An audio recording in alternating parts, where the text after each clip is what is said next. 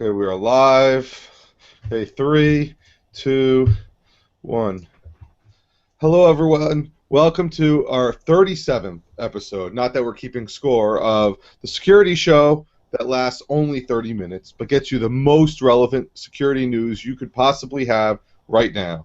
What else are you going to do right now than listen to us? Anyway, we have another news-filled episode. 3 stories hit. And let's get Tom's opinion about all 3 of them. I think they're nuts, it's crazy, and this is insane. All right, that's our show. Thanks for stopping by.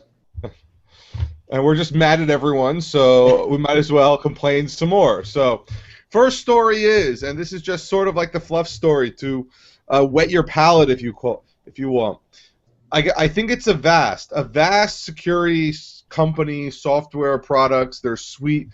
The company did a study that says if you wipe your phone, you are not really wiping it out, and that you should use our product to wipe your phone before you sell it. And then, of course, it was debunked literally, or not literally, within 24 hours that that's a half-truth. So, Tom, what's going on? So, Avast put out this article, advertisement, cross-mix, hybrid thing that said, hey, if you factory reset your phone and sell it, everyone can get all of your information, including your baby pictures or your pictures of yourself that you're taking and sending through Snapchat and a bunch of other stuff, and your grandmother's phone number. Basically trying to scare people. You'll see a lot of antivirus companies put out these articles every so often to try to scare people, try to get them riled up, and then at the end just slip in just a little bit of advertisement for the new product they've got coming out. Avast has got what they report to be a secure wipe for your phone. Now, I haven't vetted it. I haven't installed Avast on my phone. Again, I think Android antivirus is bunk, and it's a waste of time, waste of system resources.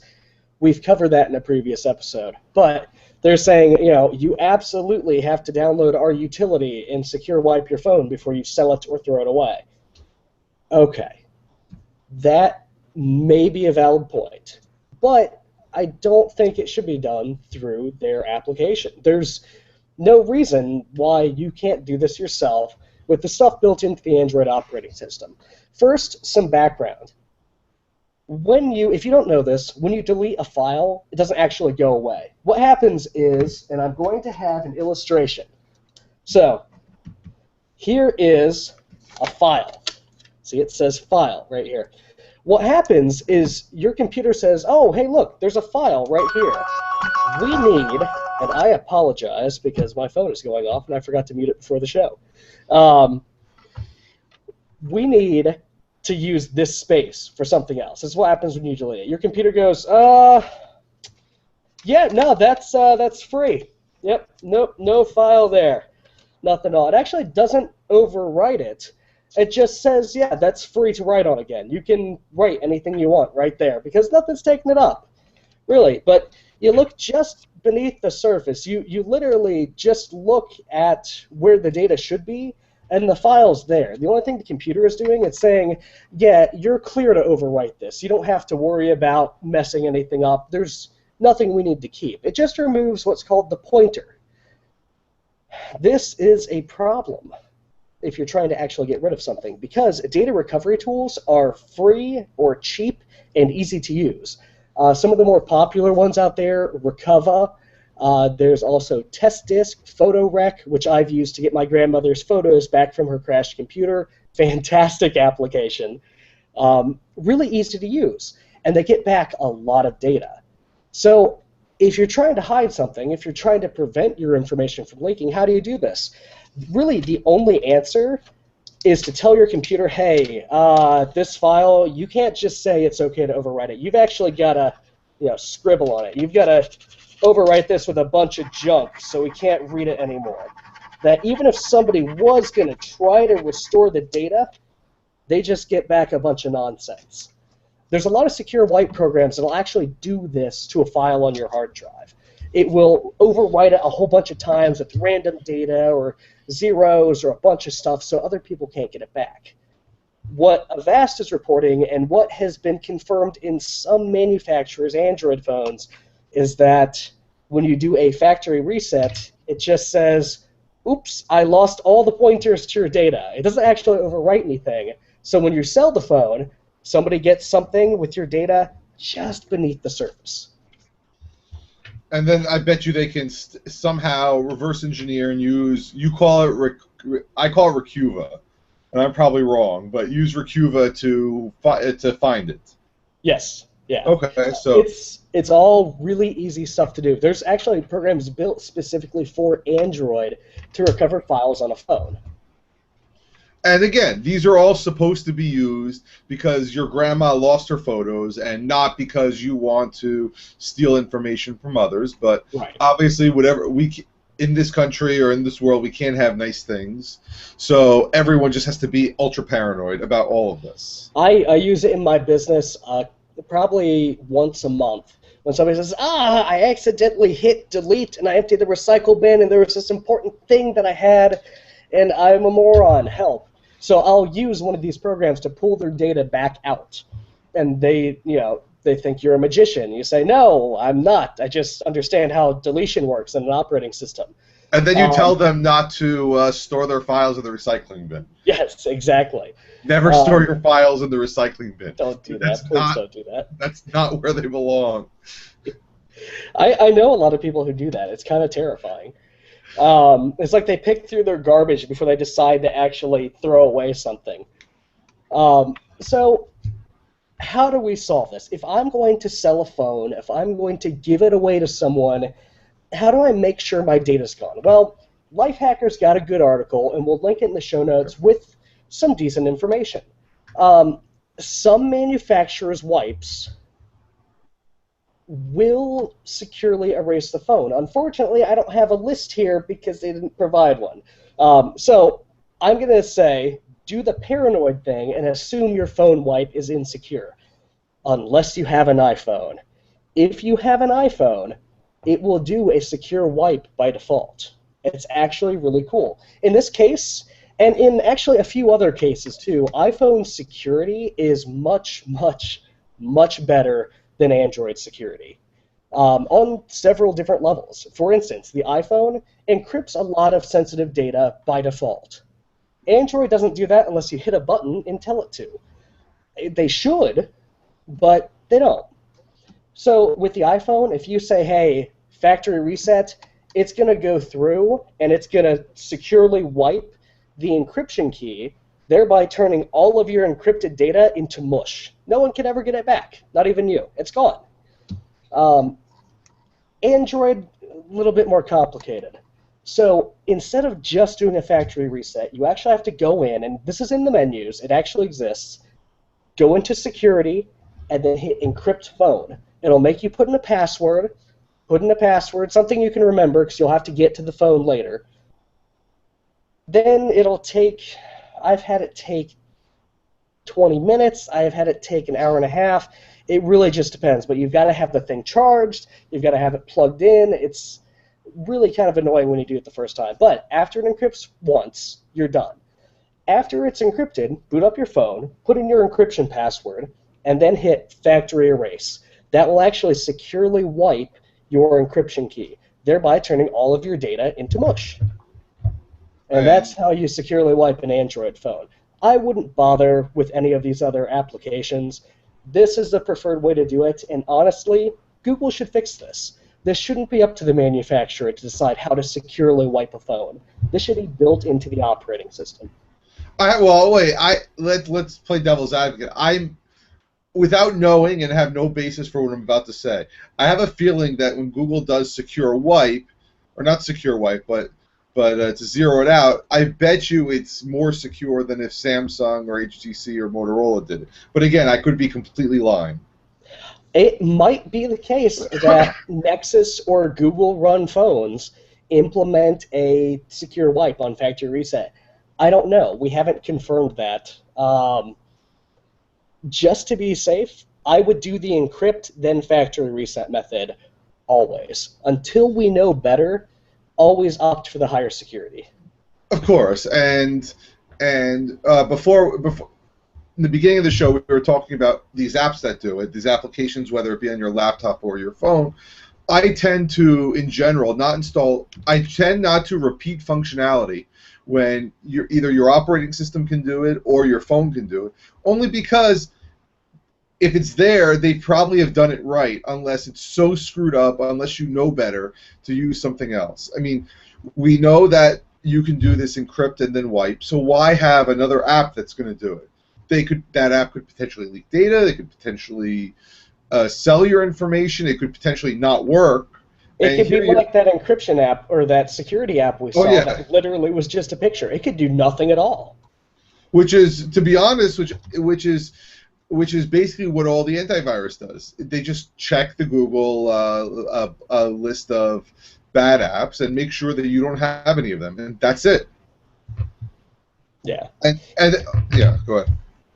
So, if you're going to sell your phone, you could opt for the really, really, really secure method and not. You could throw it into a fire or into a blender, which might be cool depending on the type of blender you have. You could put it on YouTube, make a bunch of ad money. Great idea. Also really secure. But I think the whole view is, and I don't. My question to you, and you may not know this, so I'm putting you on the spot. When you'd use Google's Device Manager to wipe your phone, do we know what kind of wipe that does? A little shaky. So, what I'm talking about is, if you haven't set up Android Device Manager, stop the podcast right now. Google search Android Device Manager, and set it up. What it will do is it will locate your phone, or your tablet, or even your Google Glass if you have it, and it will tell you where it is. But it also gives you some options, like set a new pin lock. What else? Remote wipe, and ring in case you lose it. All the functionality that, unfortunately, Lookout had for a while now, but basically Google is doing it. They put a little pin on the map, and look, it works. So when you do remote wipe, if you lose your phone at the bar, you can't go in and encrypt the phone. Your phone should have been encrypted, but you can't do it. So the best thing you can do is remote wipe. And the question is it a good wipe, or is it just a zeroed out wipe like Tom was describing? I wish I had a good answer to that. I'm going to have to do some research on that, and we should cover that in the next episode. Does the remote wipe your device securely? Because if it doesn't, you might as well just lock the device and have that be it, right? It's almost not even worth wiping it.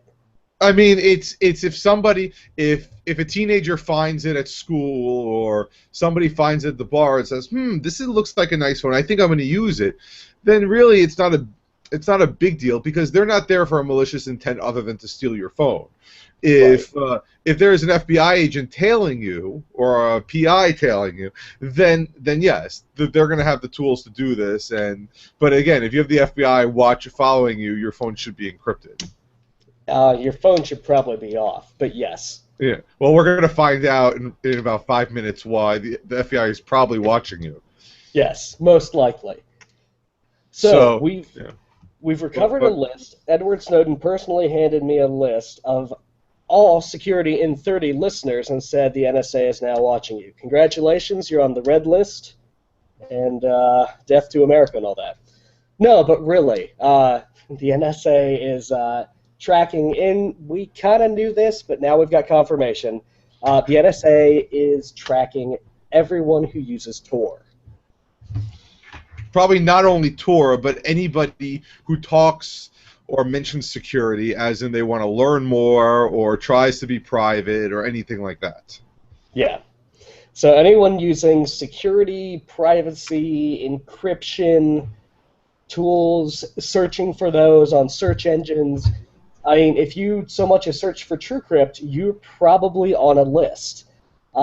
Coupled with another NSA story that broke, which says, hey, in NSA-intercepted data, the people who are not targeted far outweigh the foreigners who are targeted. This is basically, it goes into detail about how everyone, not just foreigners, but U.S. citizens, are caught up in the surveillance dragnet way, way, way more often than the actual targets of the investigations. And we've heard the NSA say time and time again, hey, look, guys, we're not targeting U.S. citizens. We've got compensating controls in place. We want nothing to do with that because we're not allowed to spy on you. Well, here's the smoking gun. This is definitive proof.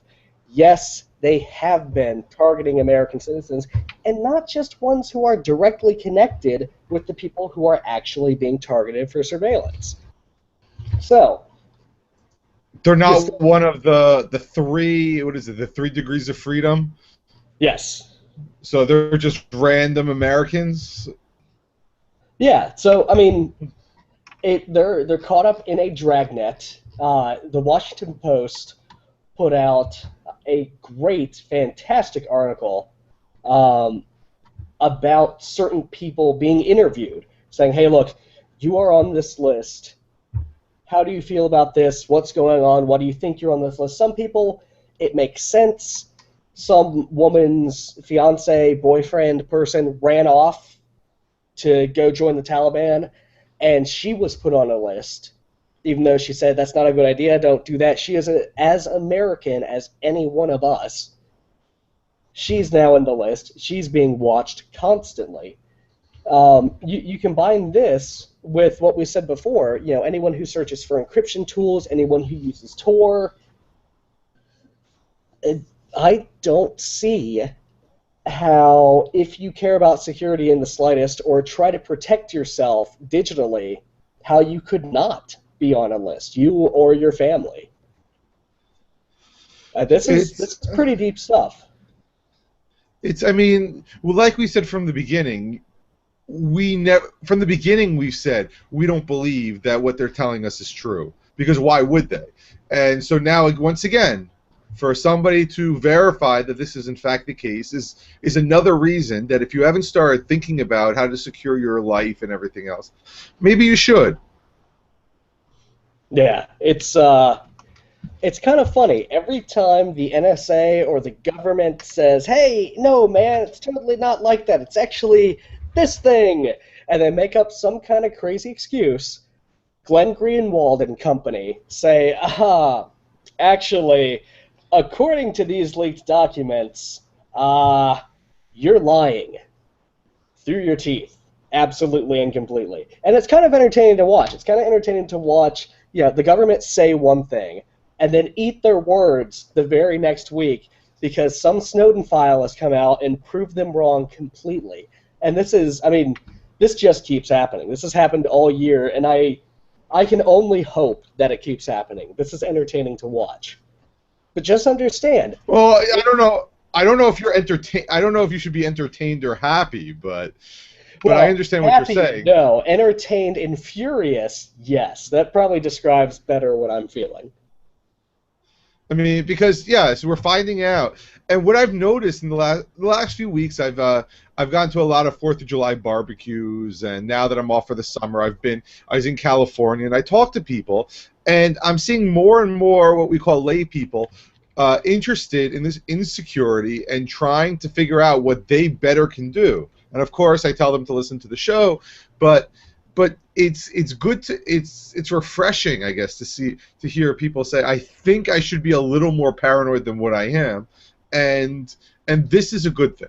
This is even if they just put a passlock on their phone, that's better, or change their Facebook password from their Twitter password and their bank password, they've done more steps than most people have done. Yes, and it's a great thing. It's a fantastic thing. One of the great side effects of the NSA leaks, of what Edward Snowden did, is it got lay people thinking about digital security in a way that they hadn't before, thinking, well, if the government can do this, other people sure have some of these capabilities, right?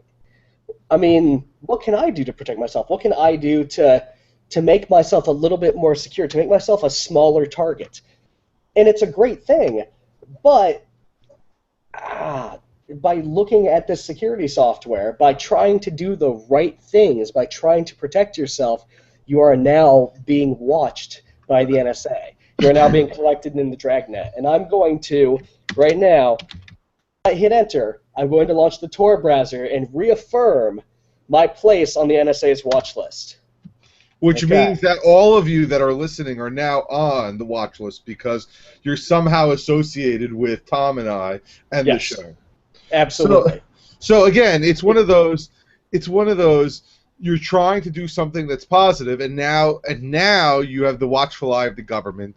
They're slurping up your data, and I don't know if we want to talk about this now, but this is nothing. This is exactly the same thing Google did by rolling down their Street View cars and accidentally, the key word there is accidentally, stealing people's information that were just leaked through radio because their Wi-Fi connection was just open, and they're being sued into oblivion for something that was, one, done by accident, two, they did nothing with it, and they claim that they've erased it. Right. And I think, I mean, with Google's case, I understand why people are angry. It's a little harder as a network engineer to get angry about that because, A, you're throwing radio waves out into the air. You're just dishing them out to anyone who's in range. And second, if you've ever put on a Wi-Fi packet capture and driven around, because I like to geomap, you capture fragments. You capture unusable fragments of data in the vast majority of cases. I'm sure there were some usernames and passwords sent in clear text, and it should be erased. But let's not forget, Google did the right thing. No one would have known at all, and they probably regret this, right? Google said, hey, guys, listen. The software we were using accidentally had a packet capture on it. We weren't thinking. It ran by default. We didn't think to turn it off. We're sorry. We have hired a company to hold us accountable. We have hired auditors to make sure this stuff gets deleted securely and to make sure we're not using it because we think that's morally wrong. We think what we did was wrong. We apologize, and we're going to be held accountable for it, and we're sorry. And I applauded them for that. When that came out, just like, man, look at that. A company doing the right thing without any prompting, without any pushing or shoving. And then, of course, everyone goes and tries to sue them. What are you trying to do? What are we teaching Google and the rest of the internet companies? Are we saying, yeah, if you do something wrong, if you do something terrible with our data, keep it a secret or we'll sue you? I don't get it. I don't get it. And like I said, they're being sued for something that they said, hey, look, you put this out, and I bet that, and I haven't seen it yet, but Google has sites dedicated to being secure and stopping things like this. But either way, I guess let's move on. So if you're using Tor, you're on the NSA list, and we have another Tor story, which is, once again, somebody not knowing how the internet works. And it's coming from The Verge, where a Texas lawyer sues Tor for providing tools used by revenge porn sites. So once again, everything goes back to pornography. Right. Or saving the children, which actually this also has elements of saving the children in it as well. Yeah. So the story goes, this guy in Texas is upset. Either he got stuck, he's embroiled in he came across a site on Tor that offers revenge porn. Revenge porn, if you don't know, is when you break up with your girlfriend, boyfriend, whatever, and you post pictures that they don't want on the internet and probably sexual in nature, and that's revenge porn. So this one, which is, I think, now almost illegal in every single state, and so to do this, some companies said the only way to get here is via Tor. So instead of banning instead of going after the site, they went after the mechanism. And This is just how everything else like this goes. And for those who don't know, Tor isn't standing up these servers. Tor is literally a way to browse the internet anonymously. And if you want to, you can stand up your own servers anonymously. The Tor Foundation doesn't provide servers for people to host websites on. That's not how they work. This isn't like going to an ISP and saying, hey, this user did something illegal, we should probably fine him or put him in jail. Or going to a hosting company, going to, GoDaddy or DreamHost or one of those guys and saying, hey, this website's illegal, we have to shut it down, here's a letter from a court, take that off the net. It's not like that. These are servers run by people using Tor, so they're really, really hard to find. You can only find it through either a security hole or careless users. Why on earth would you sue Tor? I don't get it. It's literally just the tool you use to access this. They don't provide the content. They have no idea what's going on. And it's not like this thing is a terrorist tool. This was made by the Navy, right? It was made by the U.S. government to try to protect data routing in extreme circumstances. And we've all said if you want to surf anonymously, we need to use Tor. Use Tor, use a VPN, but use Tor in a VPN, which is probably the right way to do it. But that may be belt and suspenders. But Tor, we've said that Tor has a lot of good uses. If you're behind, the Great Firewall in China, and you need to contact home, use Tor. If you're in a country that blocks certain websites and blocks Google and blocks Wikipedia and blocks the learning of knowledge, use Tor. If you need to be anonymous, use Tor. Nobody said. Go ahead. Nobody said do illegal activity using Tor and then blame Tor. Right. Tor is fantastic, and there are perfect use cases. So Iran, China, Syria, you name the country that has had issues with really authoritarian governments locking down the internet and keeping people in a bubble. Iran it's probably more recent and more known that they were actively blocking internet sites, Twitter, Facebook, YouTube, all this stuff, because they didn't want viral social media getting out. They didn't want people uprising. They didn't want word being spread. They didn't want all the great things that can happen in a democracy with social justice and social media. So they decided to block it. Well, people can connect through Tor. They can get to anything they want. And Tor is very difficult to block because there are certain ways that governments can try to block it. The Tor Foundation has actually made really nice code changes and really kind of protected, secret, very sneaky servers that allow a person to connect even if their ISP is blocking Tor by making it look like perfectly innocent traffic going to perfectly innocent places. There's actually a website badge you can put on the bottom of your website, and when someone's visiting, their computer becomes a host for a Tor node. It is really cool. It uses JavaScript. It's really technical, but just by visiting a web page, you could be helping someone in an authoritarian government get out to the free open internet. Tor is a good thing, and this guy, he clearly doesn't understand how the internet works. But that's not stopping him from suing, which is what America is founded on. Sue anybody for anything because we have the right to do it. So those are our 3 news stories. We have a minute and a half left. So Tom, unless you have something else, we just covered 3 good news stories this week, and I'm ready to wrap it up. Well, if I could advertise a little bit, and I know this isn't going to get out to the audio podcast in time, but for anyone who's watching this on YouTube, for anyone who's watching us live, if you're in the Dayton, Ohio area, look up ohioinfosec.org. Just a disclaimer, I'm on the board there, and we don't make any money, but we're hosting a $10 all-day security conference. So we've got a lot of great people coming to speak, doing a lot of cool topics, including physical security, and there will be free food. What's better than free food? Security and free food. Security and free food. I'm probably about 10 hours away, but I don't know. Free food is tempting to spend all that money on gas just to go there. So, yeah, I'll see you there. So, anyway, everyone, have a good night, and we will see you next week. See you guys. Bye.